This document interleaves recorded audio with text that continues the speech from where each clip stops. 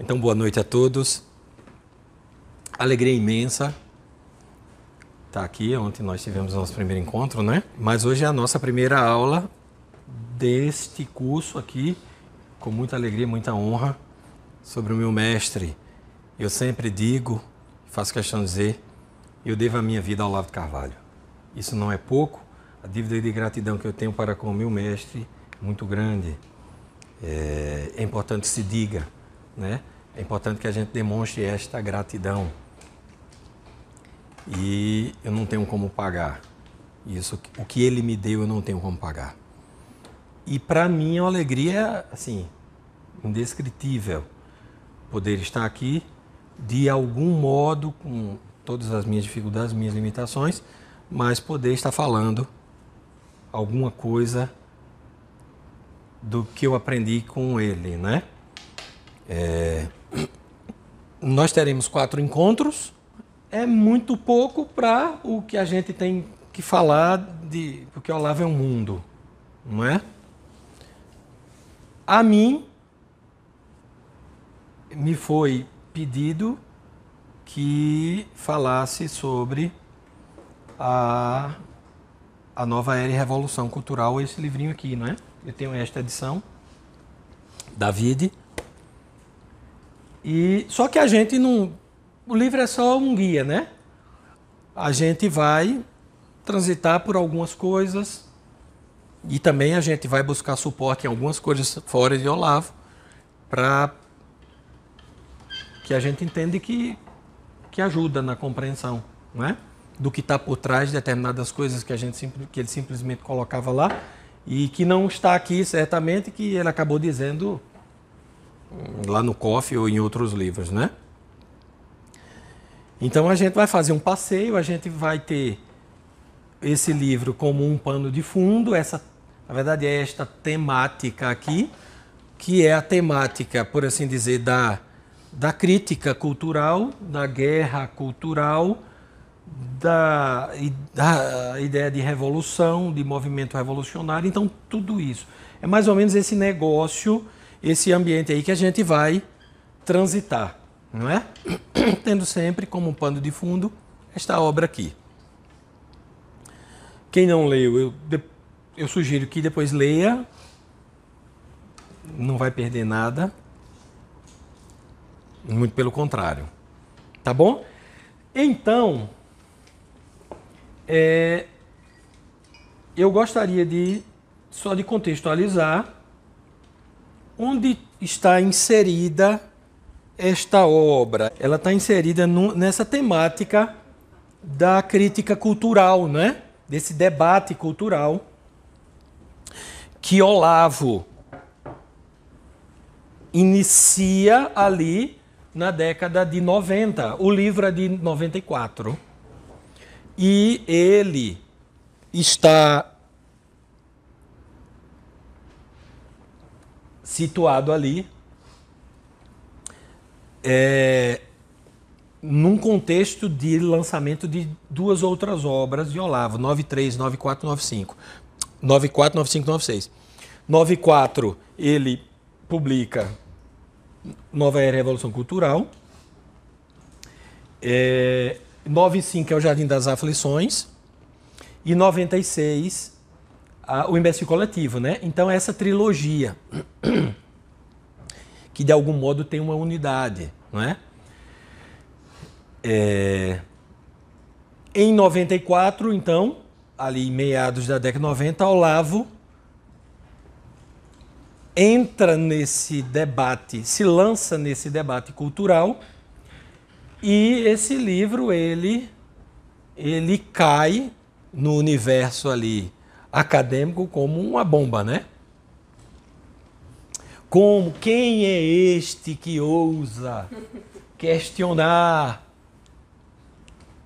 o establishment? Quem é este que ousa questionar o marxismo? E 2 anos depois, quando ele vai publicar o Imbecil Coletivo, aí o pessoal rasgou as vestes. Aí foi para tocar fogo em Troia. Então foi uma loucura, né? Porque o imbecil, aí ele jogou realmente tudo no ventilador, que ele realmente começou ali um processo de desmascaramento daquela falsa intelectualidade, daquele negócio ali. E, obviamente, angariou para si muitos inimigos, né? Mas Olavo era Olavo, né? Então, veja, o ambiente que a gente vai transitar é este ambiente da guerra cultural, da revolução, enfim. Onde essas três obras estão ali inseridas nesse contexto, né?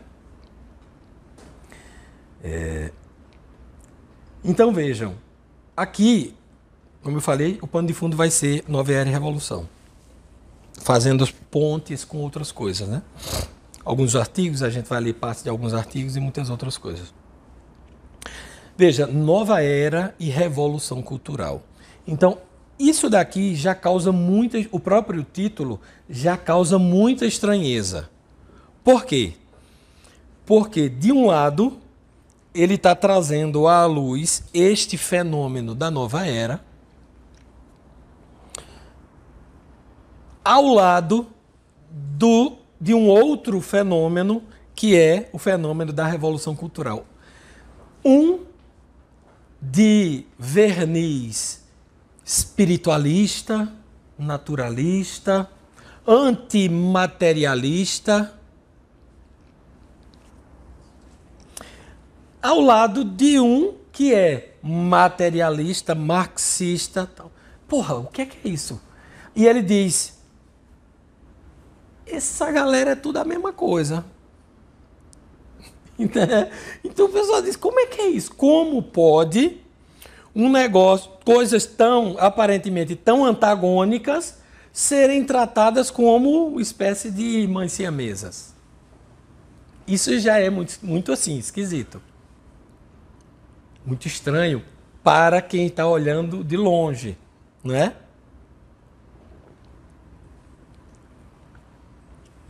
Mas aí quando a gente vai, na medida em que a gente começa a entender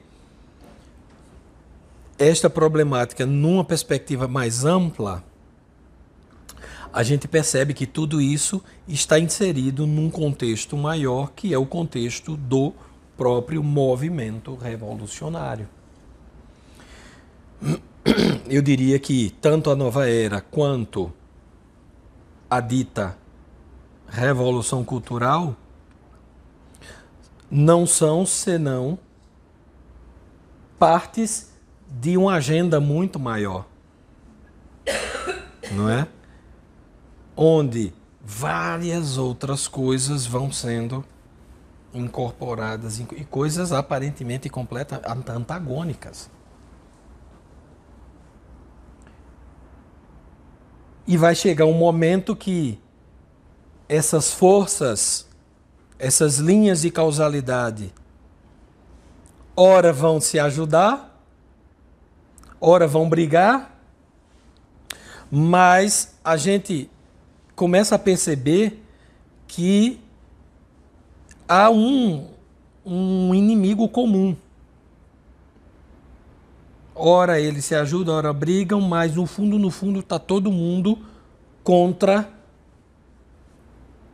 o cristianismo, a civilização cristã. Está todo mundo contra isso. Esse negócio precisa acabar. Então, nos momentos que eles chegam até a brigar, eles vão brigar, mas amanhã a gente... Aliás, eles vão se ajudar, né? Ou brigar, mas vai chegar um momento que a gente vai ter que acertar as nossas contas, depois que a gente destruir o nosso inimigo comum. Então, quando a gente começa a perceber e adentrar nesse terreno, a mente começa a clarear e a gente começa a ver realmente que faz sentido tratar isso dentro de um mesmo plano. Só que cada um do seu jeitinho, não é? Então isso é a primeira coisa interessante que vale a pena a gente destacar. E aí eu queria começar, já que a gente está dentro dessa ideia de crítica cultural, guerra cultural, revolução, movimento revolucionário, é tudo isso. Então a primeira coisa que eu queria deixar aqui assentada é a ideia de revolução, né? O que é a revolução? Então, isso é uma coisa importante porque o conceito de revolução, tal como Olavo emprega, é muito específico, é muito dele. Então, por exemplo, duas observações importantes. A primeira é: nós precisamos desmistificar o termo revolução. Então, revolução, no imaginário de todo mundo, é uma coisa boa. 98% das pessoas que você perguntar, olha, você acha que revolução é uma coisa boa ou ruim? A pessoa vai dizer, é boa. 98%. Por quê? Porque isso foi vendido assim. E como eu sempre digo, há várias abordagens, né? Mas eu sempre gosto de dizer, ó, que até foi na vinheta de divulgação da palestra ontem, eu sempre gosto de dizer assim, olha, a revolução é muito mais do que, tal como a gente vai tratar hoje, né? Uma proposta de reestruturação radical do tecido social, tal. É isto sim. E é sob esta concepção que nós vamos falar hoje. Mas é sempre bom a gente destacar, é muito mais do que isso. É uma revolta contra a própria estrutura da realidade. É uma revolta contra o próprio ser das coisas. É uma revolta muito mais profunda. E a gente vai falar um pouco, vai começar a ressaltar um pouco este aspecto que eu estou colocando agora, para depois vir para um aspecto mais superficial, que é este aspecto da transformação social. Mas a ideia da transformação social, ela se embasa numa ideia mais profunda. E a gente vai começar a entender esta coisa que está por baixo, onde se alicerça essa ideia de transformação que está mais em cima. Tá claro até aí? Tá claro? Então a gente vai fazer uma digressãozinha para depois dar o ponto de partida, falando da revolução social, revolução cultural. A revolução cultural, a revolução social, ela se funda em determinados princípios, em determinadas premissas filosóficas. E a gente precisa primeiro entender essas premissas para depois entender o movimento aqui em cima. Tá claro? Então, vejam só. Tem um poema que eu gosto muito, que está no nosso programinha de formação lá das crianças, que é um poema de Teófanes Brandão, chamado Deus Existe.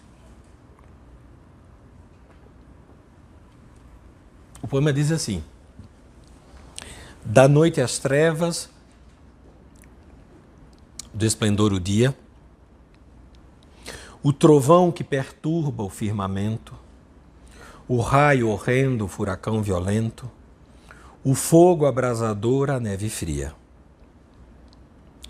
a relva escura que mil monstros cria, as várias estações, a chuva, o vento, a inconstância do túrgido elemento que audaz açoita alpestre penedia.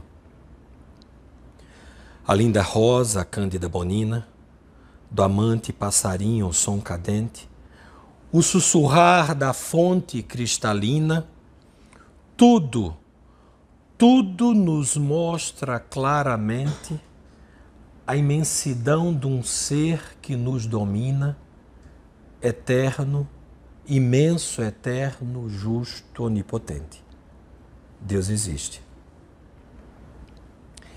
Deus existe e não tem como fugir desta realidade. É uma realidade. A existência de Deus, a existência de um ato puro criador, que é só ato, que não tem nenhuma potência, que não tem nenhum dever ser, que não tem nenhum tornar-se, mas que é. Isto é uma necessidade e não é uma verdade de fé. Isso é absolutamente demonstrável racionalmente. Ponto. Isso é o que a igreja defende há 2000 anos. A ideia de Deus é plenamente demonstrável. É uma necessidade. Não há como fugir da realidade de um ato puro criador. Deus existe.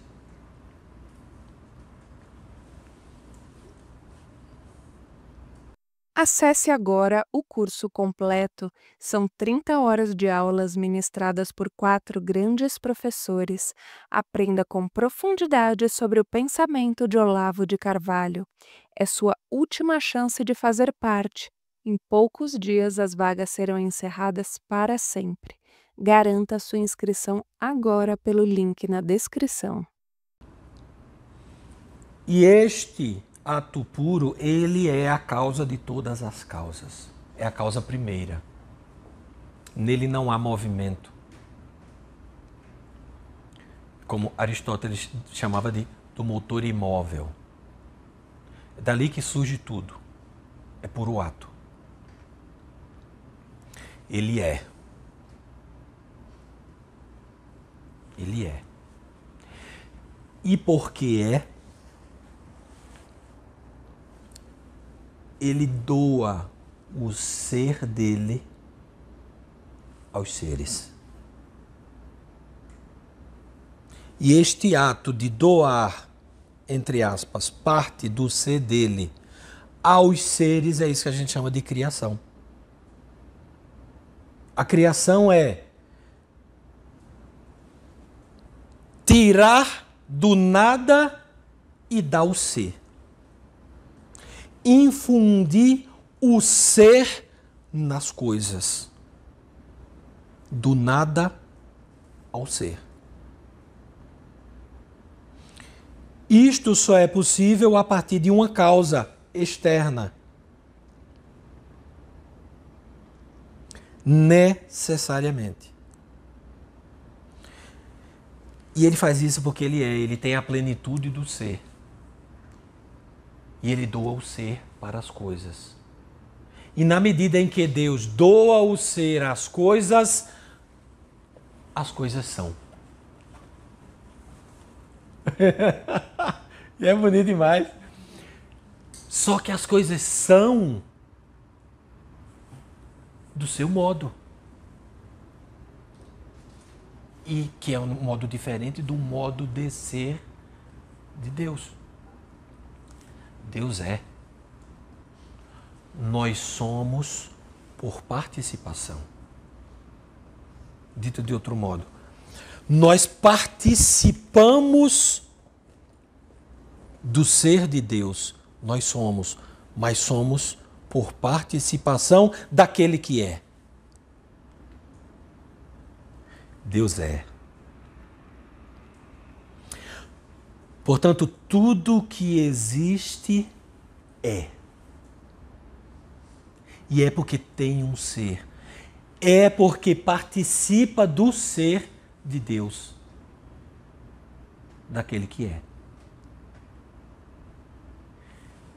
E tudo tem o seu modo de ser. A pedra, ela não existe? Então ela é. O que a pedra é? É pedra. A pedra tem o modo de ser de pedra. A árvore existe. E porque existe, tem ser. Mas todos nós somos capazes de perceber que uma árvore, ela tem um modo de ser diferente da pedra. Todo mundo percebe isso. Todo mundo. A árvore cresce. O que é que a árvore tem que a pedra não tem? Em primeiro grau, a árvore tem vida.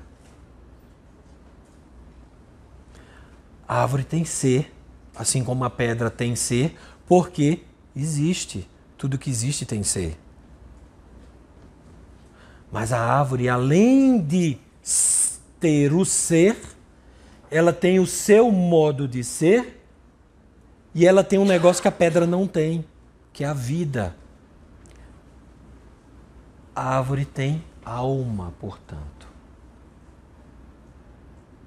A alma é o princípio intrínseco de movimento. Tudo que tem vida tem alma. Pedra não tem. Então a gente já percebe que o modo de ser de uma pedra, ele é mais limitado do que o de uma árvore.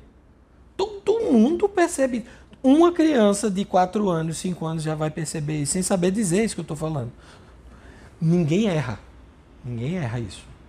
Ninguém erra.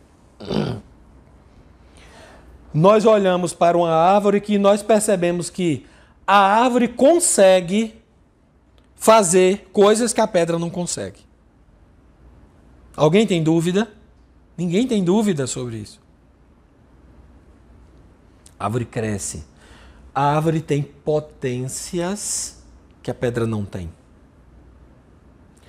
Portanto, a árvore tem um modo de ser mais perfeito do que a pedra.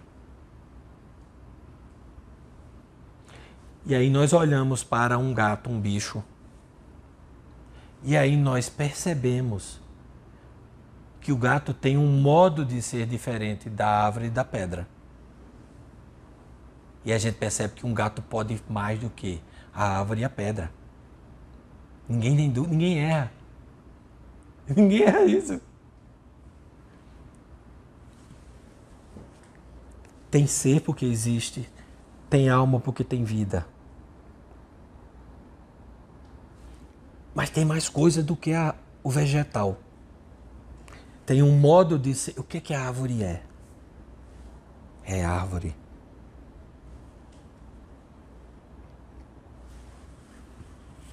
Ela pode mais do que... O que o gato é? Ele é gato. Ele pode mais do que a árvore e pode mais do que a pedra. Ele tem potências que o vegetal não tem, que a pedra não tem. E até a alma também é diferente. Ele tem potências sensitivas. O pessoal que é vegetariano, aqui tem pessoal que é vegetariano, né? Pessoal perigoso. Pessoal perigoso. Eu não confio em gente que diz que não come carne. Eu não confio. Eu não piso em lugar que tem gente que não come carne. Eu só digo isso pra vocês. Se vocês souberem de alguém, por favor, me avisem. Se a Luísa não voltar na próxima hora, você já sabe. Você já sabe por quê? O pessoal gosta de dizer que a árvore sente dor. Ai, vai cortar a árvore, meu Deus. Porra, mas você não chega em casa e a orquídea... Eu sou orquidófilo. E eu não chego lá no meu orquidário, aí as orquídeas ficam se balançando assim. Isso não existe. Alguém já viu? Se tu chegar em casa, a tua samambaia... Isso não existe, porra. Mas o gato faz, o cachorro. O gato não. Gato é um bicho miserável do caralho. O gato não gosta do dono, gosta do lugar, né? O gato gosta do sofá, porra. Tá se fudendo pro dono. Tá nem aí. O dono morreu. Tá nem aí. O cachorro não. O cachorro é mais... Mas o bicho sente raiva. O bicho sente fome. O bicho sente medo.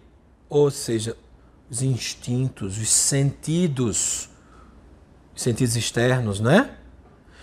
Então a gente percebe que o bicho pode mais do que o vegetal e pode mais do que a pedra. O bicho tem o seu modo de ser. E tem um bicho homem, que é bicho. É um bicho diferente. É o único bicho que recebeu o hálito divino. O sopro. Ele é o único que foi criado à imagem e semelhança. O pato não foi. O teu Yorkshire não foi.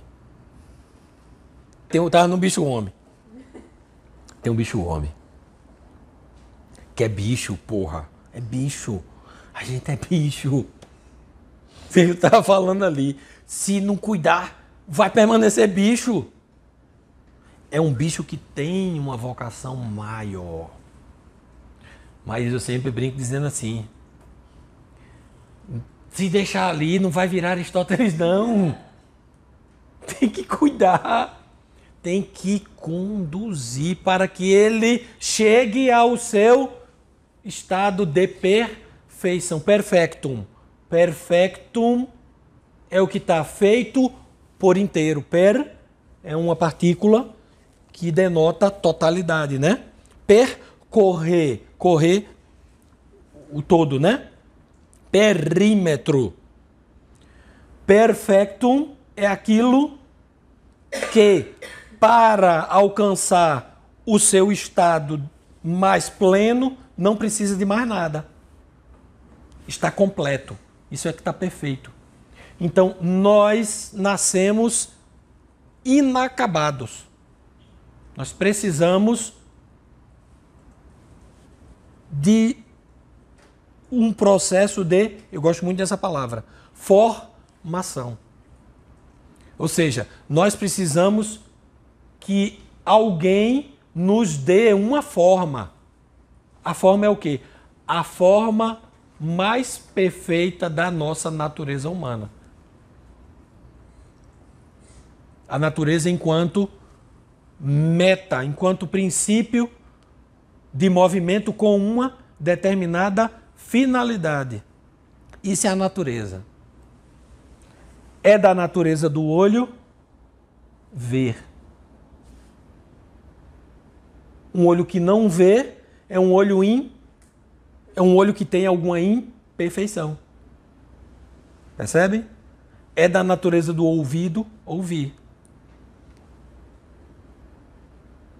Então, um olho que não vê, ele não cumpre a sua finalidade. Então, ele tem algum grau de imperfeição. Nós nascemos assim. Por quê? Porque nós sofremos uma fratura. Que a revelação nos diz que nós sofremos uma queda. Mas nós temos potências dentro da gente que um cachorrinho não tem. Que o vegetal não tem, que a pedra não tem. Ninguém, em sã consciência, é capaz de se confundir com isso. Todo mundo sabe que tem diferença. Todo mundo sabe, portanto, que existe uma hierarquia de seres. Existe aquele que é o ser, que tem a plenitude do ser, aquele que, porque tem a plenitude, criou tudo. Existem os seres, cada um com o seu modo de ser, e cada um com as suas potencialidades, que podem se aperfeiçoar ou não. Portanto, existe uma hierarquia de seres. Qual é o problema, por exemplo, de todo esse negócio de veganismo? Que está inserido na esteira da nova era, não é? Qual é o problema fundamental? O problema fundamental da ideologia do veganismo é porque ele nega exatamente isso que nós estamos colocando agora. Porque ele nega que há uma hierarquia de seres. Ele nega que o ser humano ele tem dentro de si uma dignidade maior do que uma tartaruga. Então existe uma hierarquia de seres. Existe uma hierarquia de seres. Porque as coisas são. Você é. Como é seu nome? Larissa. Você é. Assim como esta cadeira é. O que essa cadeira é? É cadeira. Essa mesa é mesa. E aí ocorre um milagre. Isso é um milagre. Como é que eu olho para essa cadeira? E eu consigo ver dentro da cadeira que há algo na cadeira que faz com que ela seja cadeira. Puta merda! Isso é um milagre. E a gente consegue fazer isso. Como a gente consegue fazer isso? Porque a gente tem essa potência que o bicho não tem. Nós temos a capacidade de ver dentro, de intus legere. Nós temos inteligência. Essa potência intelectiva. Inteligência, intus legere, é a capacidade de ler dentro das coisas. Quando eu olho para a cadeira, eu vejo dentro da cadeira, quando eu olho com a minha inteligência. Eu vejo dentro da cadeira e eu capto a forma de cadeira. E aí o milagre é esse. Aí eu olho para essa cadeira e aí eu vou de cadeira. Captei a forma, a essência da cadeira. O modo de ser cadeira. Aí eu olho para essa. Aqui é um milagre. Como é? O que é isso? Como é teu nome? Ana. Isso aqui é o que, Ana? E isso daí? Como é possível? Percebe que é um negócio... Minha gente, isso é um milagre. Como é possível todos nós percebermos que isso é cadeira e isso é cadeira? Como nós percebemos, portanto, o nexo que existe entre estes dois objetos? A cor não é, tamanho não é, modelo não é, material não é, forma não é nada, mas é cadeira. Por quê? Porque nós olhamos dentro da cadeira. Nós captamos a forma da cadeira. O bicho não faz isso. O bicho, quando olha para a cadeira, ele vê essa cadeira. Aí ele olha para essa, ele vê essa cadeira. Ele não consegue entender que isso é cadeira e isso é cadeira. Porque ele não tem a capacidade de abstrair a ideia, o conceito de cadeira. E ele fica preso no seu Umwelt. O bicho, ele fica preso no seu Umwelt. Die Welt, Welt é mundo em alemão, né? É uma preposição que denota o entorno. O bicho fica preso no seu Umwelt, no seu entorno. O animal, ele fica preso na sua circunstância, ele é escravo da sua circunstância. Nós não. Nós partimos do particular para o universal. Por quê? Porque nós temos esta capacidade, porque nós temos esta faculdade, esta potência, que é a inteligência. Só os seres espirituais têm isso. O ser humano tem alma, mas a alma do ser humano é uma alma espiritual, é uma alma diferente da alma do bicho, da alma da árvore. É uma alma imaterial. Não morre. Aí vem o tema da consciência da imortalidade que o Olavo tratou, né? Não morre. Uma vez que a alma humana ou qualquer coisa entrou no fio do tempo, ao nada não volta. Nada volta ao nada. Só que a alma humana, uma vez entrando no fio do tempo, no fio da história, é para toda a eternidade. Por quê? Porque é alma imaterial. É alma espiritual. Porque isso daí quem veio nos ajudar foi São Paulo. Porque até a Grécia o ser humano era corpo e alma. Mas São Paulo vem dizer, Nós somos corpo, alma e o quê? Espírito. Corpo, alma, alma espiritual. O espírito é a ponta da alma. É aquela parte mais refinada.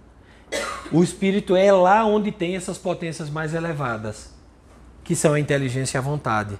Vontade não é desejo. Vontade não é desejo. Vontade é potência racional. Vontade é potência que está intrinsecamente ligada à inteligência. E aí nós vivemos nessa tensão. Por um lado, nós somos bicho.